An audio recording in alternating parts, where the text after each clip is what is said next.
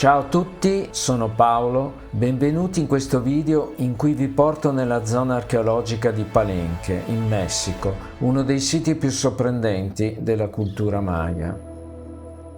Immerso nella giungla.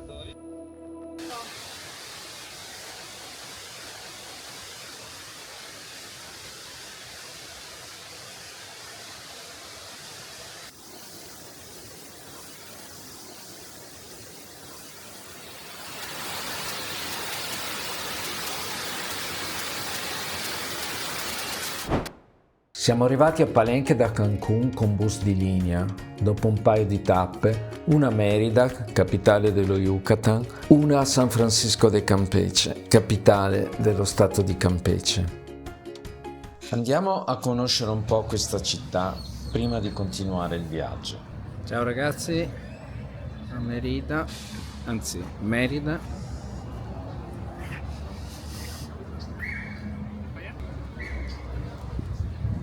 Plaza della Independencia. Piove, ma alla fine pochissimo. C'è caldo, si sta bene.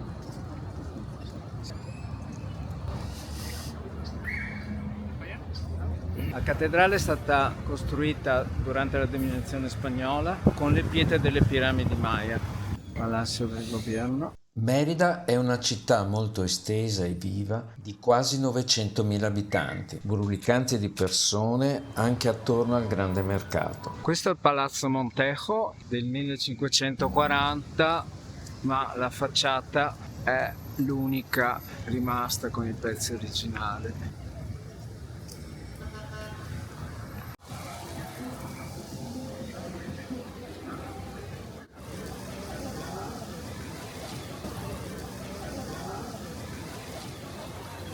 Nel centro si possono trovare piazze affascinanti ed edifici con facciate colorate che conservano tracce del passato coloniale.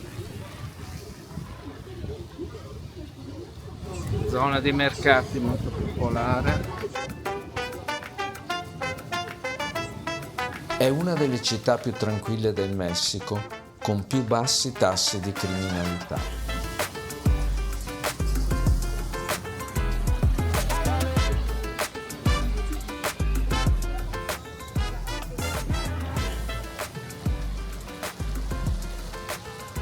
Il mercato Lucas de Gavels è il più grande della città.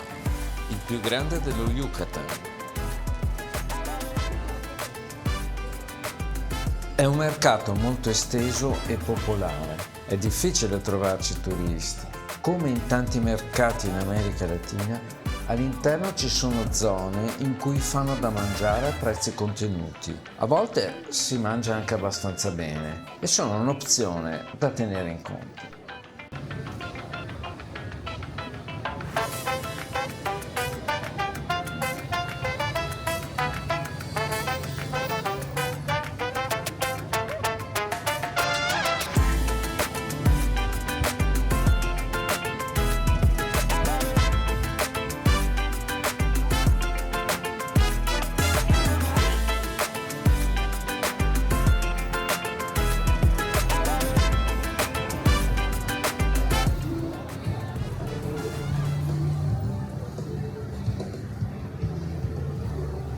Le disuguaglianze sono visibili anche spostandosi nel centro fra strade vicine.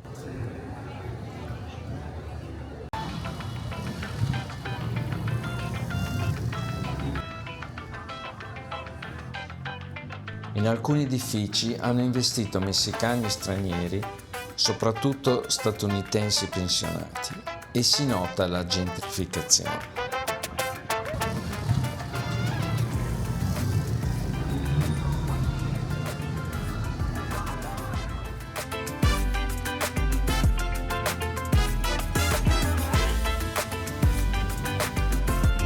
Parque San Juan, quartiere molto popolare qua.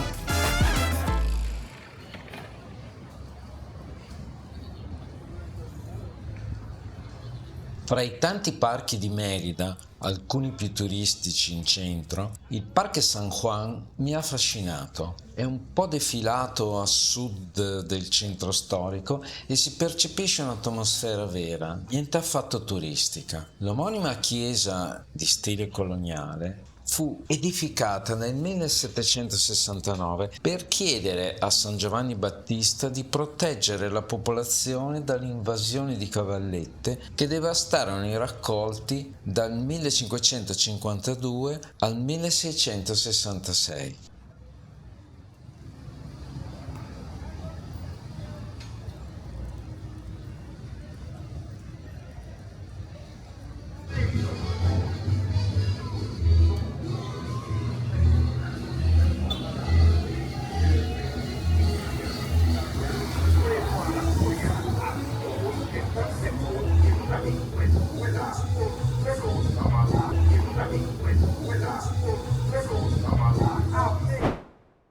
Lasciamo Merida, città che ci è piaciuta per la sua vivacità, continuiamo il viaggio e riprendiamo il bus per Campeche. Siamo a Campeche, capitale dello stato di Campeche, di Rappareggiamento, una città con delle mura costruite dagli spagnoli a seguito di tantissime incursioni di pirate. Rimangono poche le mura originarie, c'è il mare, città sull'Atlantico.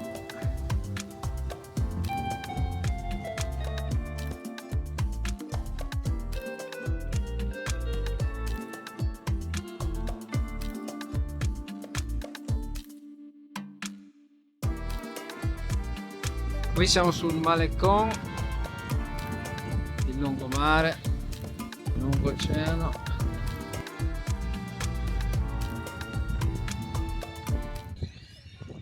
La Puerta del Mar. Entriamo nella città storica. Campeche è una città tranquilla. Nella città storica le case coloniali che circondano lo Zocalo, la piazza principale, sono state rinnovate e affascinano con i loro colori pastello. Con la cattedrale. Ah, qua c'è un signore, vediamo di riprenderlo.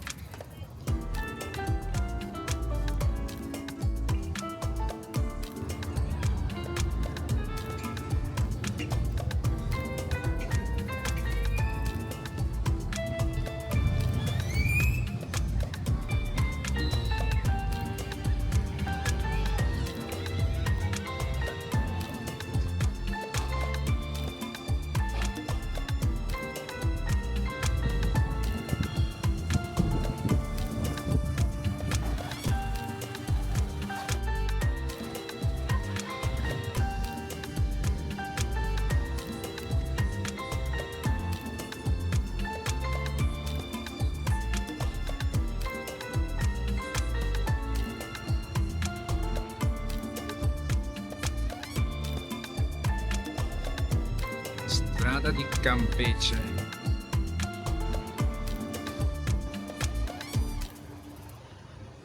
Vale la pena di passare un po' di tempo per perdersi nel popolare mercato. L'ultima parte del viaggio da San Francisco a Palenque l'abbiamo fatta col nuovissimo treno Maya. Abbiamo voluto provare il treno Maya perché è estremamente recente. Le guide non ne parlano o solo ne accennano. Ha iniziato a funzionare dapprima solo su alcuni tratti dal 2024.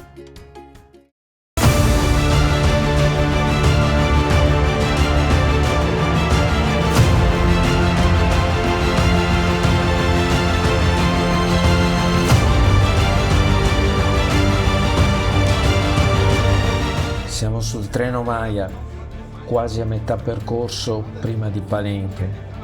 Mi sto rendendo conto che Palenque è un viaggio nel viaggio. Siamo a Palenque, nella zona archeologica. Incredibile. Nel viaggio in Messico dell'anno scorso Eravamo stati in alcuni siti archeologici precolombiani, ma Palenque è un'altra cosa. È uno scenario impressionante in mezzo alla giungla, la sensazione di essere in un altro mondo, immersi in una natura che domina e avvolge.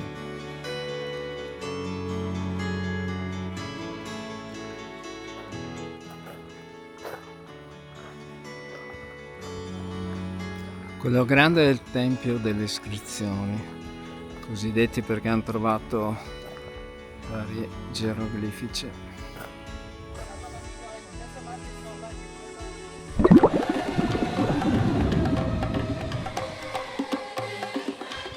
Sì, forse mi sono fatto prendere un po' la mano, però i colori sono quelli, almeno dalle tante ricostruzioni attendibili.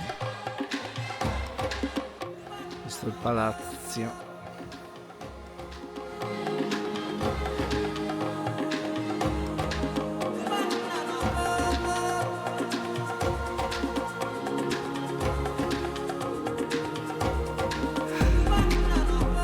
Per raggiungere dalla città la zona archeologica di Palenque occorre recarsi alla biglietteria, che è a circa 6 km dalla città. I collettivi passano frequentemente in diversi punti della città. La zona archeologica si trova all'interno del Parco Nazionale, che è piuttosto esteso. Occorre comprare 2 biglietti, uno per il parco e uno per la zona archeologica. Una volta acquistati i biglietti, occorre proseguire per 4 km per arrivare all'ingresso della zona archeologica. C'è chi lo fa a piedi, ma appena superata la biglietteria si può farsi portare da una delle navette del parco ad un costo contenuto.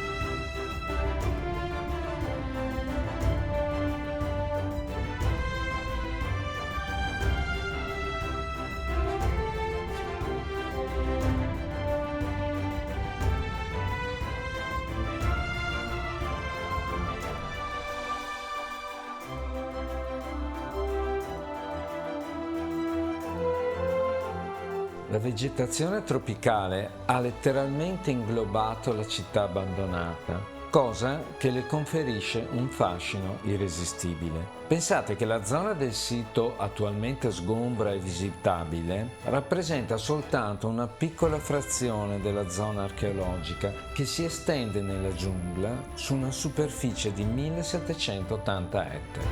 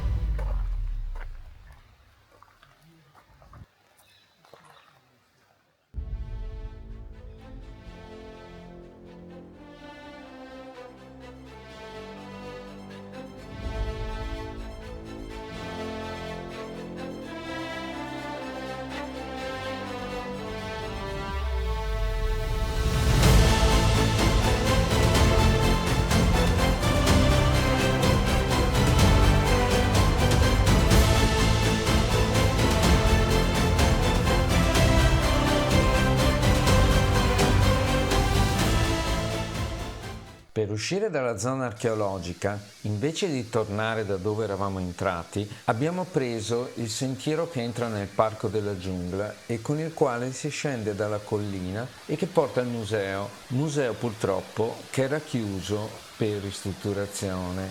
Una camminata attraverso scenari indimenticabili.